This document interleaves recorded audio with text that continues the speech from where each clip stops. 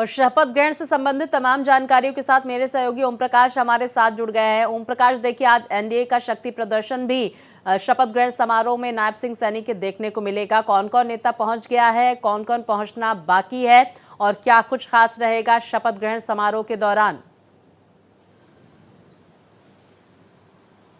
जी देखिए, कल से जो लोगों का आने का सिलसिला है वो जारी है। आज जिस तरह प्रधानमंत्री आएंगे और जैसा सूचना मिल रही कि तकरीबन वो 12:30 बजे आने वाले हैं। और वैसे तो शपथ ग्रहण का जो विज्ञापन दिया गया है वो 11 बजे का दिया गया है, लेकिन जहाँ तक उम्मीद है 12:30 से 1 बजे के बीच में शपथ ग्रहण समारोह शुरू होगा। तो जनता के आने का 11 बजे का समय दिया गया है। जी। आपको बता दें कि जो एनडीए की बात कही जा रही है तो तकरीबन 22 राज्यों के जो मुख्यमंत्री हैं उसमें नागालैंड, मिजोरम, आसाम, जहाँ जहाँ पे चाहे तेलंगाना, बिहार, जो भी गठबंधन के साथ इनकी सरकारें हैं एनडीए की बीजेपी के साथ, तो उन सारे मुख्यमंत्रियों को आमंत्रित किया गया है। बिहार से जो केंद्रीय मंत्री हैं हम पार्टी के जीतन राम मांझी, उनको आमंत्रित किया गया है, वो कल आ चुके हैं। तो जो भी एनडीए के नेता हैं उनका आने का सिलसिला जारी है। और आज शपथ ग्रहण के बाद एक मीटिंग रखी गई है सारे मुख्यमंत्रियों के साथ पीएम मोदी की, और जो एनडीए के नेता हैं उनके साथ भी एक बैठक की जाएगी। और बिल्कुल, देखिए एनडीए के नेताओं के साथ बैठक है। ओम प्रकाश, हम ये भी जानना चाहेंगे संभावित मंत्री कौन कौन, हमने रिपोर्ट तो दर्शकों तक पहुंचाई, जानकारियां भी दी कि किससे किससे कैबिनेट में हरियाणा में जगह मिल सकती है। आपके पास इन नेताओं को लेकर क्या जानकारी सामने निकल कर आ रही है? आज कौन नायब सिंह सैनी के साथ शपथ लेने वाला है, कौन कौन? देखिए, जो हमने सूची संभावितों को दी है, जो सूत्रों से हमें ज्ञात हुआ है, उसमें अनिल विज, कृष्ण बेदी, कृष्ण लाल पवार, कृष्ण मिड्डा,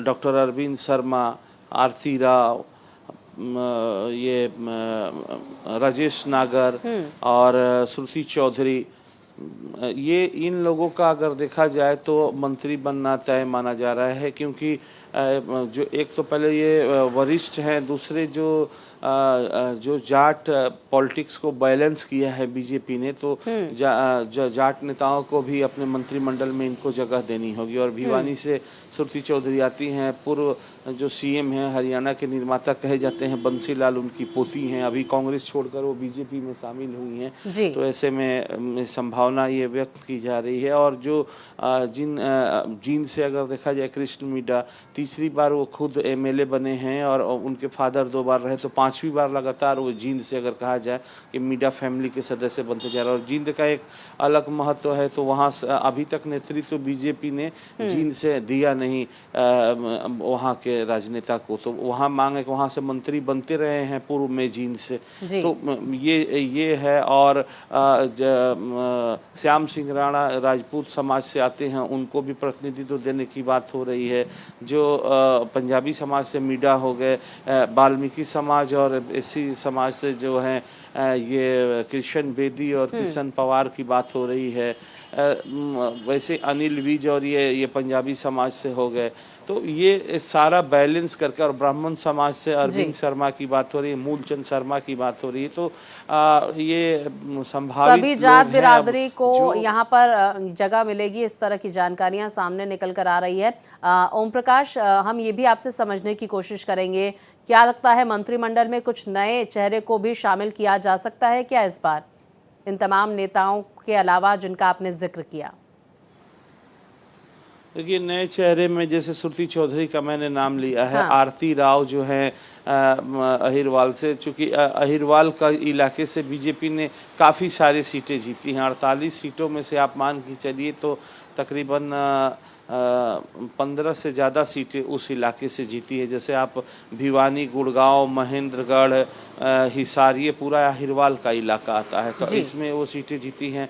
और आरती राय चूँकि इंद्रजीत की बेटी हैं, तो उनका नाम आ रहा है। उसके बाद राव नरबीर सिंह जो पुराने नेता हैं, उन्होंने कल दावा भी किया था, तोहिरवाल के बड़े नेता हैं, तो पहले भी मंत्री रह चुके हैं, या यूँ कहा जाए जब जब सरकारें बनी हरियाणा में और विधायक बने हैं वो, तो बंसीलाल की सरकार से लेकर और मनोहर लाल की सरकार तक वो 2014 मंत्री रहे। 2019 में उनका टिकट काट दिया गया था। मैं विपुल गोयल का नाम लेना भूल गया था। विपुल गोयल भी जो है फरीदाबाद से, उनकी भी संभावना है, वो भी वरिष्ठ नेता है।